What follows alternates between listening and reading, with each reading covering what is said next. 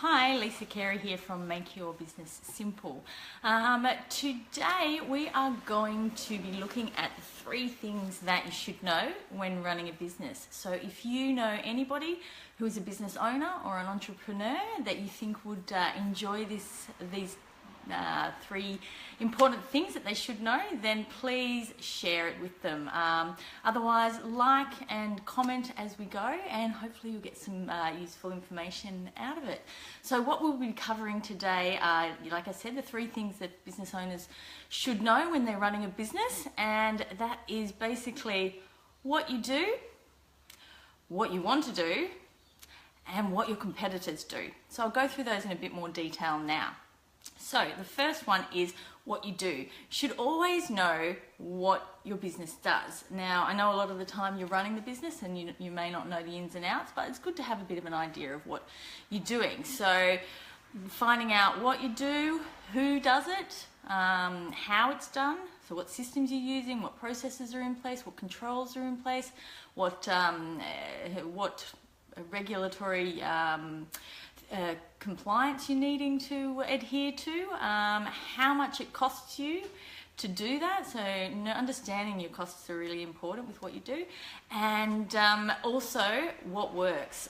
So knowing exactly what works within your business, what's running smoothly, where are you making the most money from, like what are your biggest selling products or services. And then conversely, knowing what doesn't work. So what is costing you a lot of money? Like it could be expenses, it could be in resources, it could be something that's not bringing you in any money at all. It could also be problems, what problems you're having, what limitations you're having. So understanding all of these are really critical when you're running a business and you want to know exactly what you do.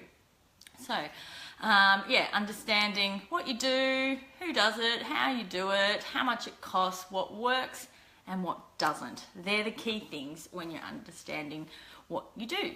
Now, the second thing is understanding what you want to do. Now, I know we get stuck in the day-to-day running of our businesses and it's hard to look past the very now, the today, but it's a really nice idea to have some strategic objectives in place. Now, businesses are changing and technology is changing, environments are changing, governments are changing. There's a lot of change going on. So it's good to be able to be quite adaptive in your business. And so I'm not saying that you need to have everything set out for the next 20 years. That's not what I'm saying. But if you have an idea of what you want to do, if you're looking perhaps at some new systems or processes that you think would benefit your business, then you might want to build those into your objectives. If you're looking to bring on new products, or if you're moving in a different direction in your business.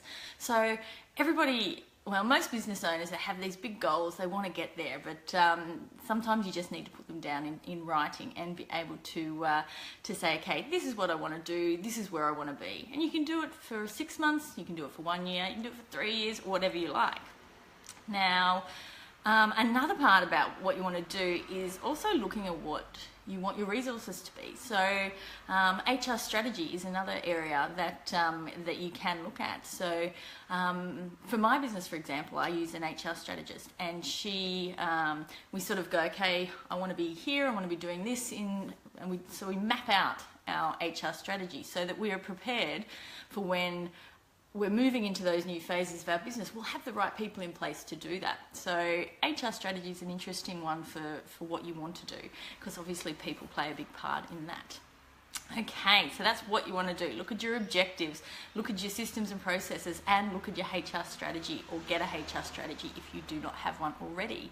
And the third one is looking at what your competitors do. You're going to get some real insights into what does and doesn't work in your industry by looking at I usually say the top 3 of your competitors, and understanding exactly what they do, what works for them. And usually the big ones, they've got it all mapped out, they've spent all the money understanding their market, understanding what works and what doesn't work. So you can just sort of take that information and then use it in your business, maybe using it to your advantage. So when you're looking at your competitor analysis, I'd say do it for 3 of your competitors, your top competitors, but I would also do it for yourself. So you have a direct comparison there between your company and your major competitors. And when you're looking at it, there's so many things and variables that you can look at. But choose the ones that mean the most to you. You can look at their strengths, their weaknesses. You can look at their opportunities and threats. You could also look at what products they have, what packages they offer, what pricing that they have.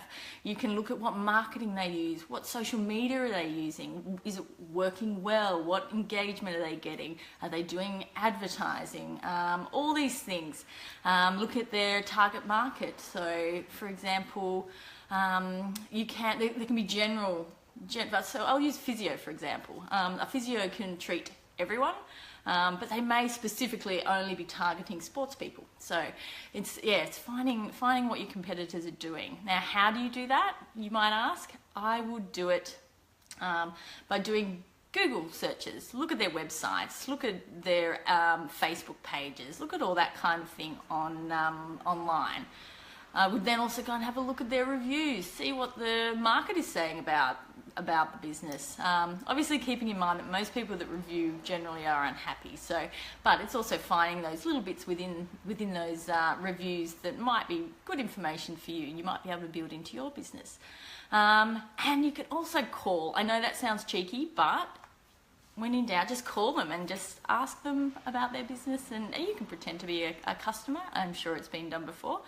Don't tell them I told you that, but